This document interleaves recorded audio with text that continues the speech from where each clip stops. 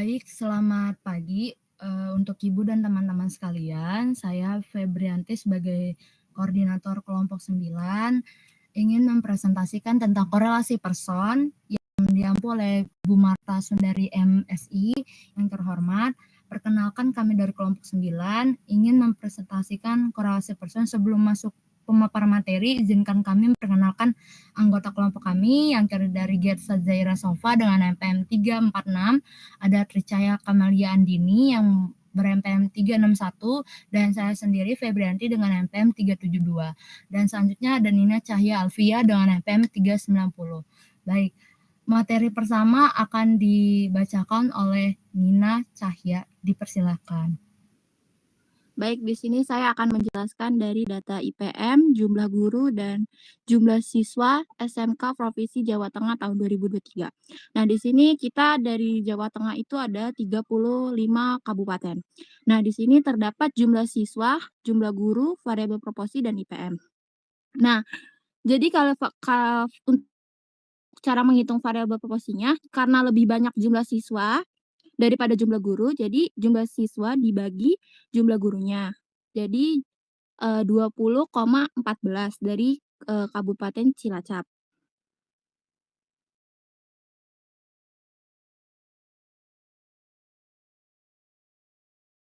Next.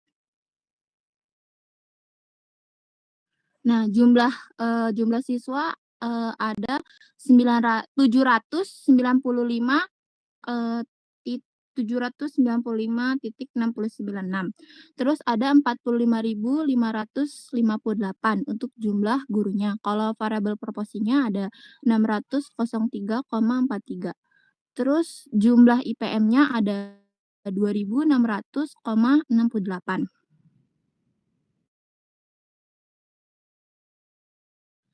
Nah, di sini kami dari ngambil sumber datanya dari BPS, yaitu Badan Pusat Statistik, yang kita ambil dari sumber data IPM-nya juga dari Badan Pusat Statistik juga, guru dan siswanya juga dari Badan Pusat Statistik.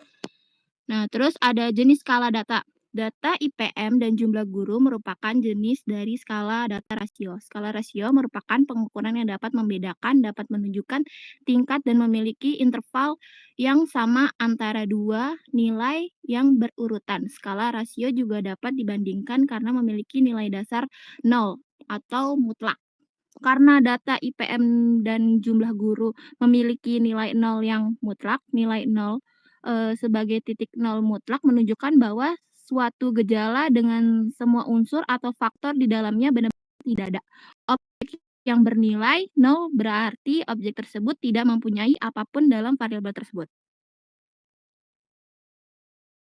Baik, data IPM Jawa Tengah tahun 2023 terdiri dari 23 provinsi. IPM-nya berjumlah yang sudah tertera di laptop ya teman-teman. Untuk totalnya sampai 2.600,68.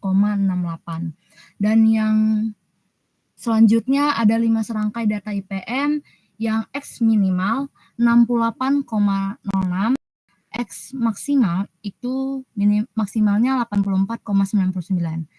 Kuartil 1, nilai data ke I sama dengan N tambah 1 per dibagi 4. Nilai data ke 1, 35 ditambah 1 dibagi 4. Jadi 36. Jadi hasil 35 ditambah 1 sama dengan 36. 36 dibagi 4 sama dengan 9. Nilai data ke 9 adalah 71,33. Kuartil yang kedua ada data I, N tambah 1 dibagi 4.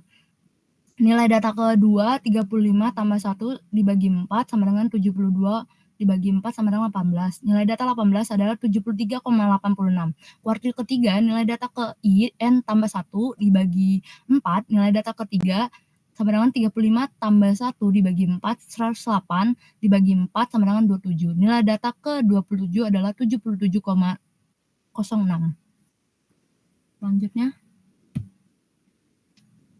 Baik, XI dikurang X bar, XI dikurang X bar kuadrat.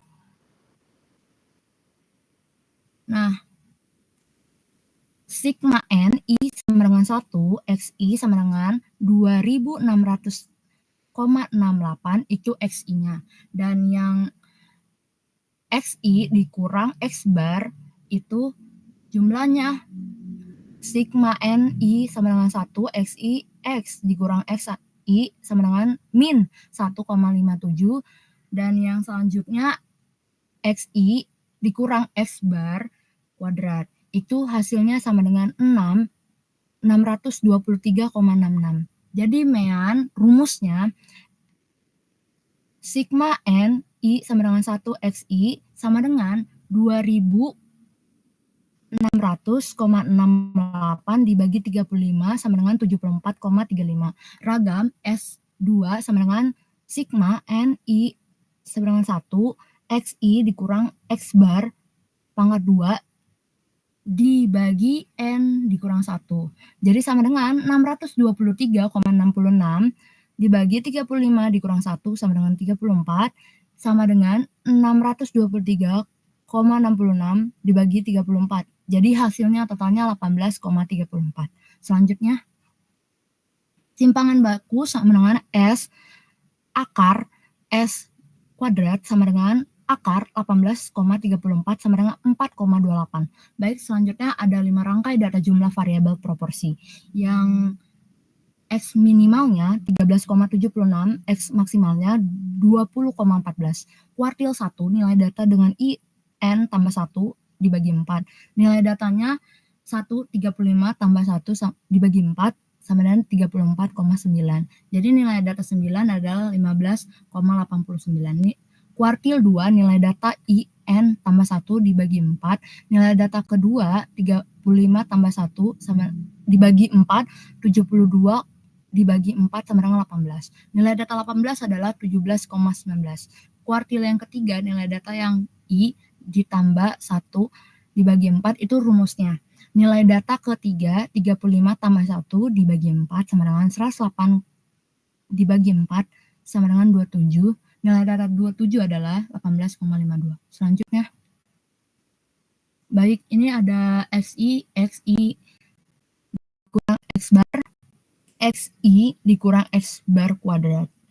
Ini nilai data semua hampir 35. Lanjut. Nah, rumusnya untuk XI itu sigma NI sama dengan 1, XI sama dengan 603 di koma 45. Sigma NI sama dengan 1, XI dikurang X bar sama dengan 0,05. Itu untuk rumus XI dikurang X bar. Baik, selanjutnya ada XI dikurang X sama dengan kuadrat. Itu rumusnya sama dengan 107,76 untuk total semuanya. Selanjutnya, untuk rumus Mean sigma N I sama dengan 1 XI dibagi N sama dengan 603,45 itu hasil dari rumus sigma N yang XI. Baik, yang N-nya itu 35. Jadi total semuanya adalah 17,24. Baik, ragamnya S2 sama dengan sigma N I sama dengan 1 XI dikurang X bar kuadrat dibagi sama N kurang 1. Jadi totalnya semua 107,76 itu rumus dari sigma XI dikurang X bar kuadrat itu untuk nilainya. Dan N dikurang 1 itu 35 dikurang 1 sama dengan 34 karena dikurangkan 1. Jadi sama dengan 107,76 dibagi 4 sama dengan 3,16. Sigma baku sekarang. S akar S kuadrat sama dengan hasilnya 3,16 akar. Jadi ibaratnya S hasil dari S kuadrat ini adalah 3,16. Kita cari ke tabel yang di atas karena kita lihatnya dari tabel yang di atas ya teman-teman. Sama dengan 1,77. Baik, slide selanjutnya. Oke, baik. Saya di sini Nina Cahafian akan menjelaskan analisis korelasi person. Nah, X ini tuh dari jumlah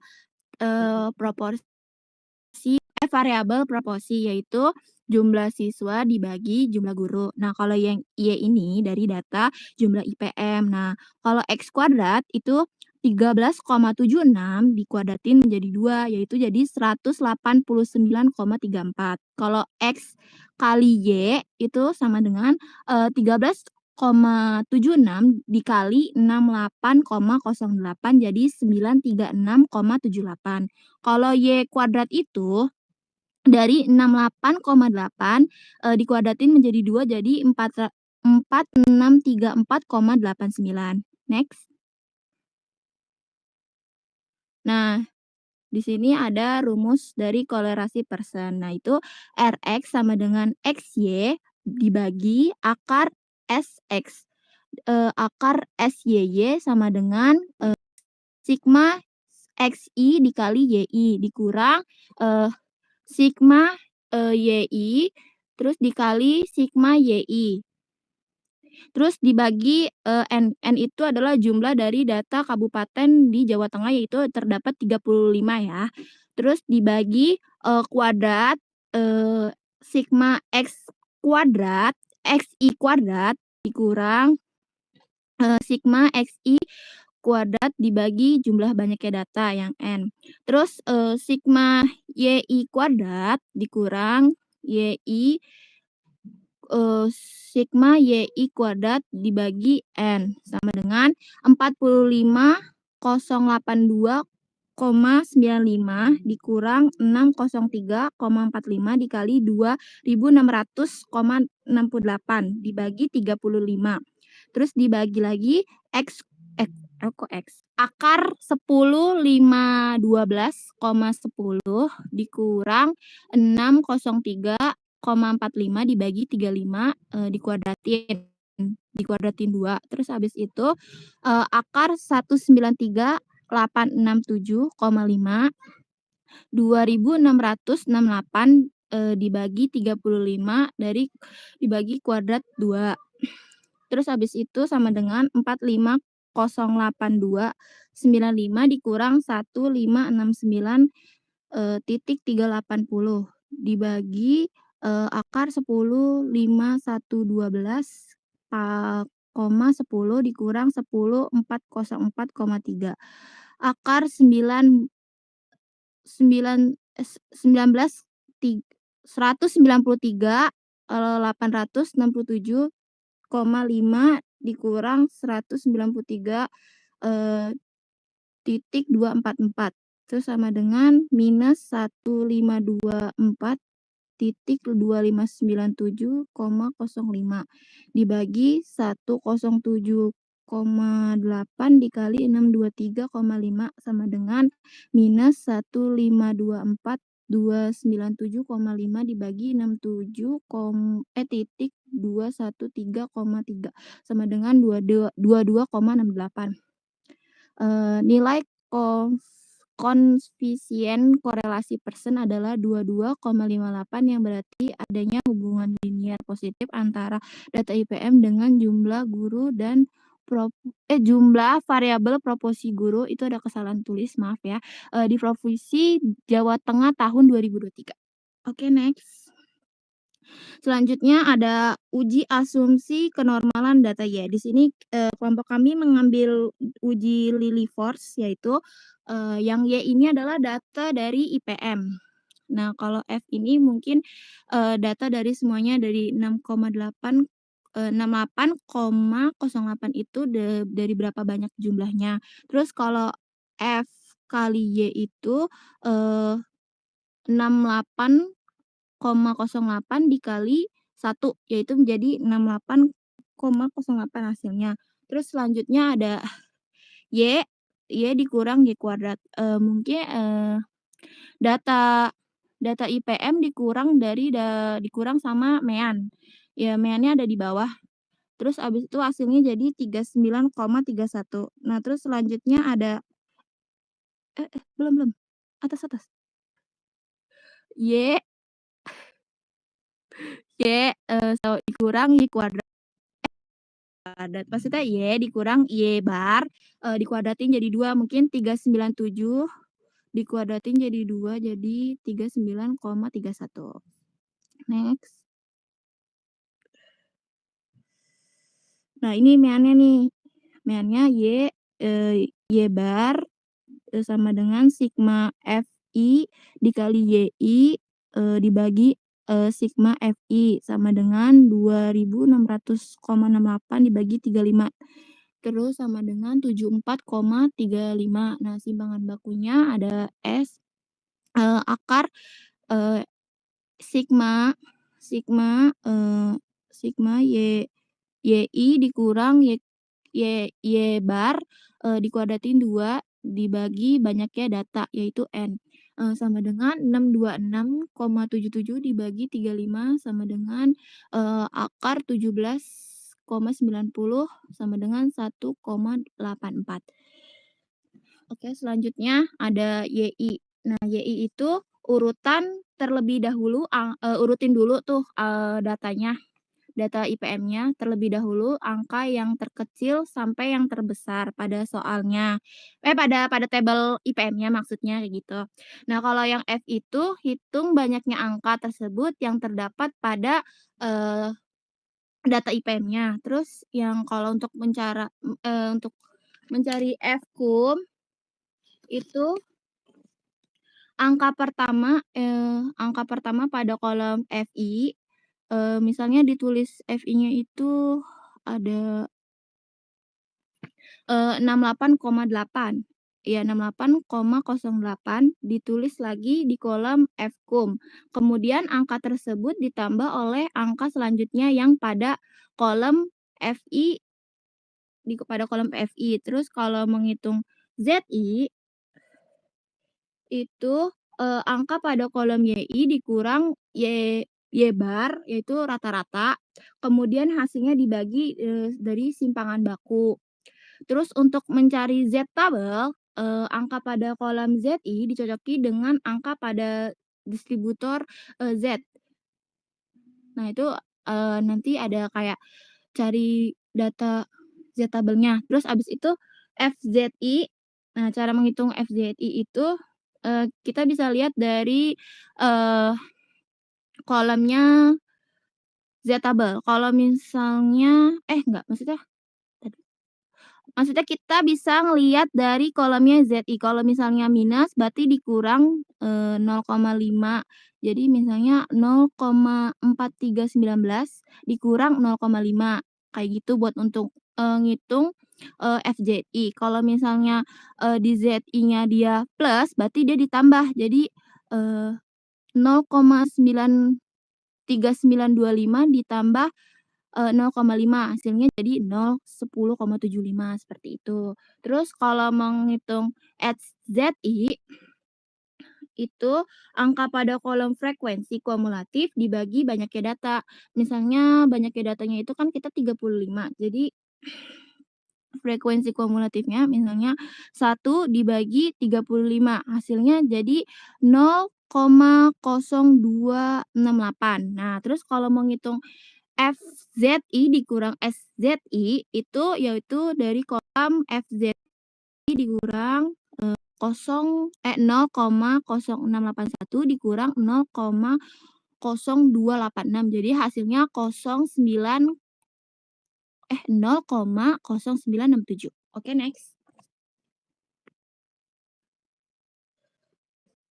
Nah, di sini dehitungnya, cara mencari dehitung itu kita lihat tuh dari, si kolomnya si, FZI dikurang SZI, yang mana yang paling terbesar. Nah, yang terbesarnya itu ada 0,1659.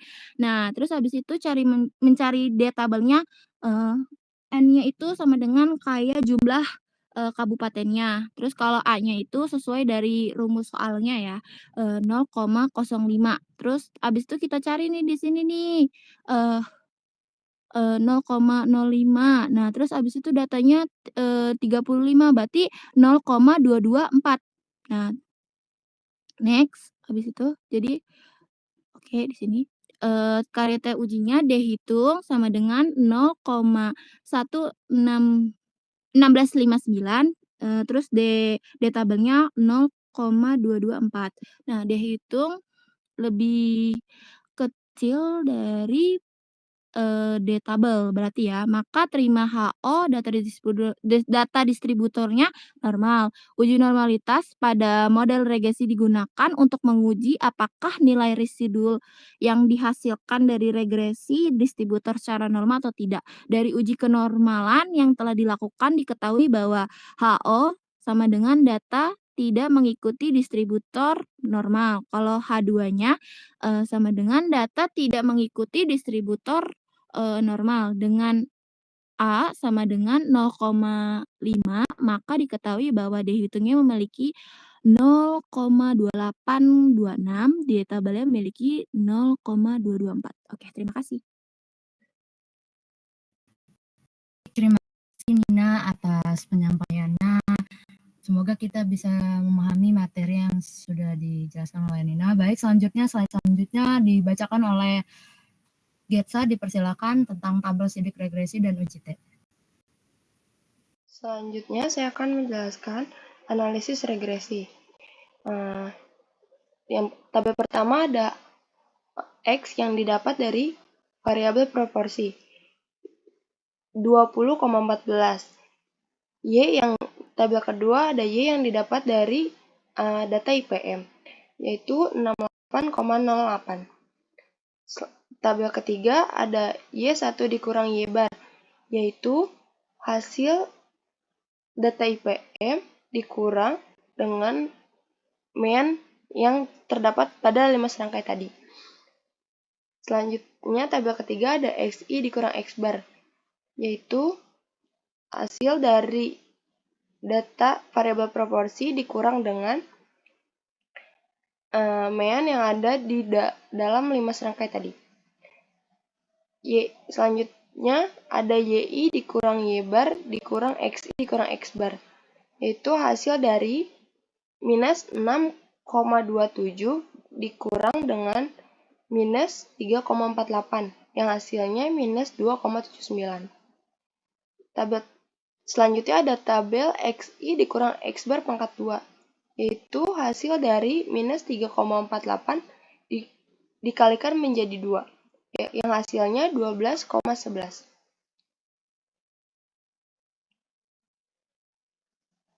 Y IPM karena variabel tersebut merupakan peubah tidak bebas di mana nilainya bergantung pada jumlah guru, yaitu variabel X. X ya adalah jumlah guru karena variabel tersebut merupakan peubah bebas di mana nilainya dapat naik dan turun sesuai bertambah dan berkurangnya jumlah guru dan mempengaruhi IPM yaitu variabel Y. BI1 sama dengan SXY dibagi dengan SXX sama dengan sigma X1 dikurang X bar dikurang dengan Y dikurang Y bar dibagi dengan sigma X1 dikurang dengan X bar pangkat 2 yaitu 1,62 dikurang dengan 107,76 sama dengan minus 0,01. BI sebesar minus 0,01 yang berarti setiap bertambahnya guru maka akan menurunkan nilai IPM sebesar 1 orang.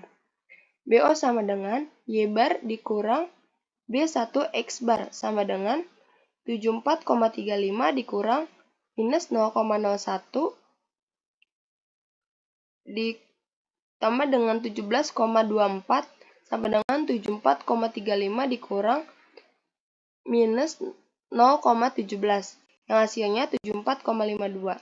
BO sebesar 74,52 yang berarti nilai dugaan rata-rata peubah Y jika peubah X bernilai 0. Y bar sama dengan BO ditambah B1X sama dengan 74,52 ditambah minus 0,01 sama dengan 74,51. Dugaan persamaan regresi linear sederhana IPM 74,35 dan minus 0,01 jumlah proporsi guru dan siswa. Terima kasih. Baik, terima kasih Getsa atas penjelasannya. Selanjutnya dibacakan tabel oleh sidik ragam oleh Tri Cahya, dipersilahkan. Baik, saya Tri Cahya Kemaliandini di sini akan membacakan tabel sidik ragam.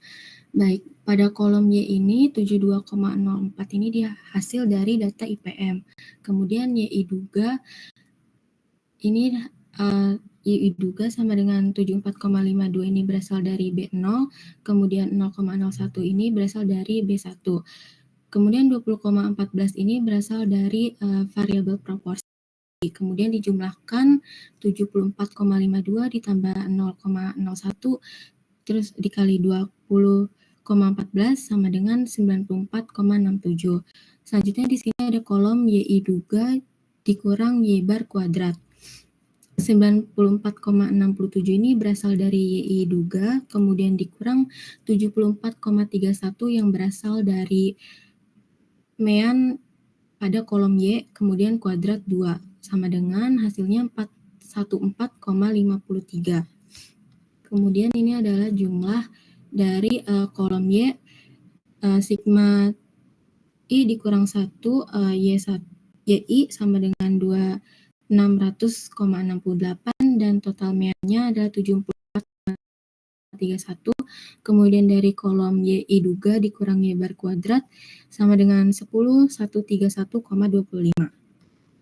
Selanjutnya ada kolom YI dikurang YI duga kuadrat, yaitu 72,04 ini berasal dari kolom Y, kemudian 94,67 dari hasil kolom YI duga, kemudian dijumlahkan hasilnya 5, 12,12. Kemudian selanjutnya kolom YI dikurang Y bar kuadrat, yaitu 72,04 dikurang 74,31 kuadrat, sama dengan 5,15 dan seterusnya. Hasilnya dari kolom YI dikurang YI duga sama dengan 648 dikurang 648, kemudian di kolom YI dikurang Y bar 2 sama dengan 10.779,31. Selanjutnya di sini ada tabel sidik ragam untuk jumlah guru versus jumlah siswa. Sumber keragaman regresi ini derajat bebasnya 1, kemudian galat derajat bebasnya 35 dikurang 2 sama dengan 33, kemudian total derajat bebasnya 35 dikurang 1 yaitu 34. Kemudian JK-nya sigma 35 X sama dengan 1, YI duga dikurang Y bar kuadrat yaitu 10.131,25. Kemudian YI dikurang YI duga kuadrat 648,06. Kemudian JK dari total YI dikurang Y bar kuadrat 10.779,31.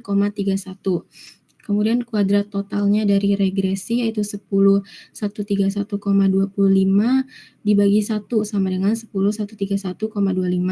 Kemudian kuadrat total dari galat yaitu 648,06 dibagi 33 sama dengan 19,64. Kemudian pada hitung ini kuadrat total 10,131,25 hasil dari regresi itu dibagi sama kuadrat total hasil dari galat yang 648,06. Hasilnya adalah 516,36. Uji koefisien regresinya sama dengan 0, artinya tidak ada pengaruh jumlah guru terhadap jumlah siswa. Kemudian H1 tidak sama dengan 0, artinya ada pengaruh jumlah guru terhadap jumlah siswa. F hitung diperoleh dengan membandingkan KTR dan KTG, diperoleh nilai F hitung sebesar 516,36. Kemudian bandingkan nilai F hitung dengan nilai F table pada alfa 0,05 dengan F DBR dan DBK sama dengan F 1,33. Sama dengan hasilnya adalah 4,17. Jadi nilai F hitung lebih besar dari F table. Maka tolak H0, artinya jumlah siswa mempengaruhi jumlah guru secara nyata pada alfa 0,05. Baik, terima kasih Tri Cahya sudah menerangkan. Baik, slide selanjutnya akan dibacakan oleh Gersa, uji T analisis regresi, dipersilakan. Selanjutnya saya akan membacakan uji T analisis regresi. Statistik uji SBI sama dengan akar pangkat sigma YI dikurang Y bar pangkat 2 dibagi dengan N dikurang 2 sigma N I sama dengan 1, XI dikurang X bar pangkat 2. Sama dengan akar pangkat 648,06 dibagi dengan 35 dikurang 2 dikali dengan 107,76 sama dengan sigma 4648,06 dibagi dengan 3,55 sama dengan akar pangkat 182,55 dan dibulatkan menjadi 13,51. Selanjutnya T hitung sama dengan BI dikurang SBI sama dengan 0,20 dibagi 13,51 sama dengan 0,01. TA per 2 N dikurang K sama dengan T 0,05 per 2 35 dikurang 2 sama dengan 1,69236. Hasil tersebut didapatkan dari tabel yang ada untuk uji T-tabel. Pengambilan keputusan, T hitung lebih kecil daripada T-tabel di mana 0,01 lebih kecil daripada 1,69236, maka HO ditolak atau uji T diterima. Kesimpulan, jadi dapat disimpulkan bahwa jumlah guru memiliki pengaruh negatif dan signifikan terhadap IPM. Meskipun demikian, besar pengaruhnya relatif kecil, sehingga disarankan untuk mengevaluasi lebih lanjut aspek kualitas dan distribusi guru yang mungkin lebih mempengaruhi peningkatan IPM. Baik, terima kasih Getsa. Baik, itulah presentasi dari kelompok 9. Kami mengucapkan terima kasih atas perhatian kesempatan yang telah diberikan kepada kelompok kami. Semoga materi yang telah kami sampaikan dapat bermanfaat dan menambah wawasan bagi kita semua. Kami juga memohon maaf apabila terdapat kekurangan dan penyampaian presentasi kelompok 9. Sekian, terima kasih. Salam sejahtera untuk kita semua.